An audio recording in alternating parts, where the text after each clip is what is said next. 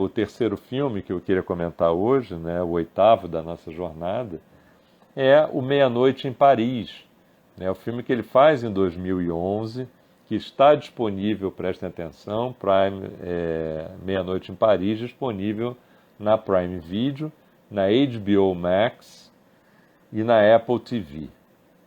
Então, para quem não viu ainda ou quer rever, Meia-Noite em Paris, disponível na Prime Video, HBO e Apple TV. E esse seguramente eu incluo entre os meus 5 filmes preferidos do Woody Allen. É um filme turístico, sim, mas é um filme extraordinário, como ele insere muito bem Paris, essa questão nostálgica que Paris naturalmente evoca, e eu acho que ele é um primo direto do A Rosa Púrpura do Cairo. Né? Qual é a grande diferença, a grande semelhança e a grande diferença entre A Rosa Púrpura do Cairo e O Meia-Noite em Paris? Né? A Rosa Púrpura do Cairo, você tem uma situação de uma mulher que precisa se refugiar no cinema de alguma maneira como uma válvula de escape, porque ela vive um casamento falido, né? Um marido violento, ali opressor, e eles vivem naquela Nova York pós-depressão, né? Pós-crise, depressão da crise de 1929, o filme se passa nos anos 30, no início dos anos 30. Então é essa situação que motiva a personagem a querer se refugiar no mundo da fantasia, né? No mundo da arte, no caso, no mundo do cinema. No caso do Meia-Noite em Paris, não há crise econômica nenhuma ali naquele momento. Aparentemente, ele vive uma relação com a mulher. Tudo bem, a mulher não tem absolutamente nada a ver com eles, são totalmente diferentes. Né? Ela, apesar de aparentar ser uma mulher interessada em arte, mas parece uma coisa bem superficial. Enquanto o sonho dele é morar em Paris, né? Alugar um apartamentinho e morar em Paris, o sonho dela é morar em Malibu, né? Então, e aí já fica claro como os dois são bem diferentes, né? Mas eles aparentemente vivem uma relação estável, né? Parece que vão se casar e tal, e eles resolvem fazer essa viagem com os pais dela, que absolutamente também não tem nada a ver com ele, né? O pai é um reacionário também, conservador. Então ele nem discute política com o pai dela. Então ele quer se refugiar de alguma maneira daquela realidade, né, que ele não consegue viver plenamente o que ele deseja, né, que é esse sonho de morar em Paris e ter uma outra vida diferente, uma vida mais fútil que tantos americanos levam. Né? E o filme é bem crítico em relação a isso.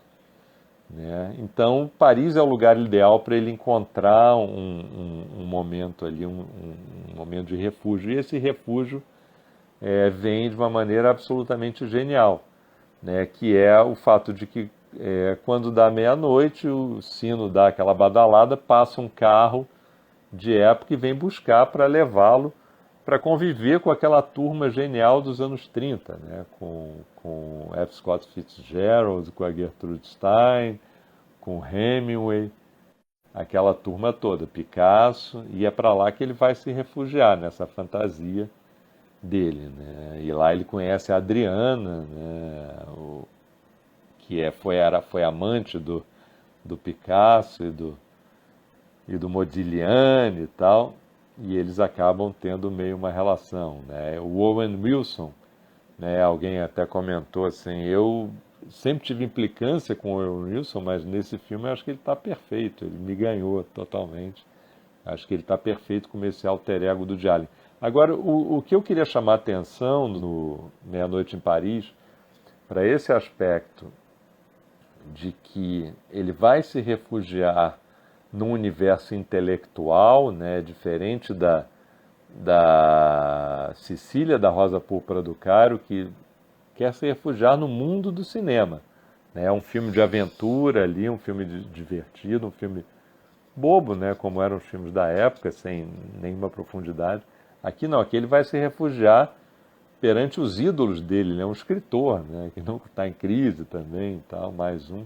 Está escrevendo lá o romance dele, quem vai dar o palpite sobre o romance dele é ninguém menos que a Gertrude Stein, né? Então você pensa, não, esse refúgio do personagem do Owen Wilson nesse universo dos intelectuais dos anos 20, ao mesmo tempo em que ele é um pretexto para o Woody Allen mostrar como o próprio Woody Allen admira a cultura dessa época, né, e conhece muito bem a cultura dessa época, porque os comentários que ele faz, as inserções são deliciosas, porque são feitas por alguém que claramente conhece aquele universo.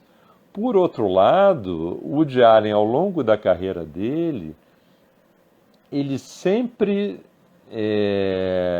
debochou da arrogância intelectual, né, daqueles personagens que procuravam manifestar, olha como eu conheço, como eu sou intelectual, e o Woody Allen, ou era ele falando, ou era outro, dava um jeito de debochar dessa arrogância intelectual.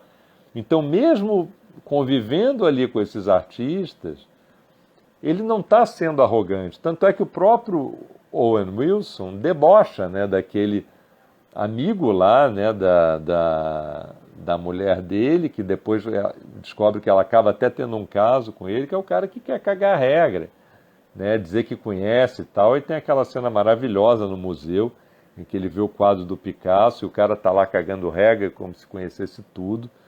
E ele chega e fala, não, esse quadro aqui não tem nada disso que você está falando. Esse quadro aqui é inspirado na amante do Picasso, né, a personagem Adriana, a personagem da Marion Cotillard. Então ele dá uma aula ali e deixa o cara, que é o arrogante intelectual, embasbacado, que o cara é tão arrogante que ele desafia até a guia turística, né, interpretada pela Carla Bruni. Na época era a primeira-dama, né, da França. Não sei se ela já era a primeira-dama na época, mas enfim. Mas essa cena é maravilhosa, né? E mostra que o Woody Allen jamais, mesmo sendo um cara extremamente intelectual, ele detesta a arrogância, detesta posar como uma entidade superior intelectual.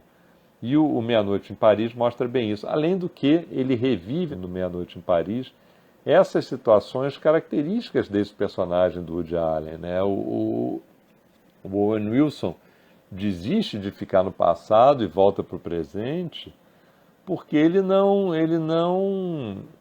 consegue viver num mundo sem antibióticos. Ele oferece um Valium lá para a personagem da Adriana. E a personagem da Adriana, ela também não quer, ela está insatisfeita com aquela época, ela quer voltar para antes, né, para o século anterior, para a Belle Époque, para conviver lá com o Toulouse-Lautrec, com o Gauguin, com aquela turma da pesada também. Então é uma crônica do Woody Allen sobre a nossa eterna insatisfação com o presente. A gente nunca vai estar plenamente satisfeito, né? Isso o psicanalista dele devia dizer muito para ele, como o meu fala para mim, e os de vocês devem falar para vocês, ou vocês que são psicanalistas devem falar para os seus pacientes. A gente nunca vai estar plenamente satisfeito, a gente sempre vai arrumar algum pretexto para reclamar de alguma coisa. Então a gente tem que aprender a conviver, tentar encontrar a satisfação dentro do que a gente tem no nosso dia. E é isso que ele vai encontrar no final, né? Ele descobre que aquele casamento era uma ilusão, né? Ele e ela, definitivamente, ele e a noiva não tinham nada a ver um com o outro, né? Aqueles pais dela não tinham nada a ver com ele, não queria conviver com aquelas pessoas, né? Ele quer ficar em Paris convivendo com a Léa Seydoux, né? Que bom que é a Léa Seydoux, né? A vendedora do brechó, né? Lá da quiosquezinho de coisas usadas, de LPs. Então aquele encontro dos dois, e na chuva, né? Porque a mulher dele na primeira cena reclama, fala, mas o que você tanto vê na chuva, né? E a Léa Seydoux fala, mas como é Paris fica bonita na chuva, e o Woody Allen mostra bem isso, né? Paris é bonita na chuva, no sol, de qualquer forma. O filme é muito turístico nesse sentido, né? Ele não esconde isso, né? Tem que vender Paris de alguma forma, mas é tudo muito orgânico, a maneira como ele coloca. É tudo muito orgânico, né? Eu, particularmente, fiquei muito impactado com esse filme, né? Porque ele foi lançado aqui Ele foi lançado aqui no Brasil, quando eu tinha acabado de voltar de um período sabático em Paris, né? Em 2011, justamente em 2011, eu tirei um período sabático de 3 meses, aproveitei que não tinha filhos ainda e fui pagar uma dívida com os meus antepassados, porque eu sou um Janot, descendente de franceses que nunca falou francês. Então, eu fui passar 3 meses em Paris estudando francês e de certa forma, vivi um pouco dessa magia aí que o personagem do Guy experimenta. Então, foi muito bom, né? Mas a gente tem que voltar para a nossa realidade, né? Não vai dar para viver aquilo para sempre. Enfim, sempre suspiro, né, quando relembro o Meia-Noite em Paris.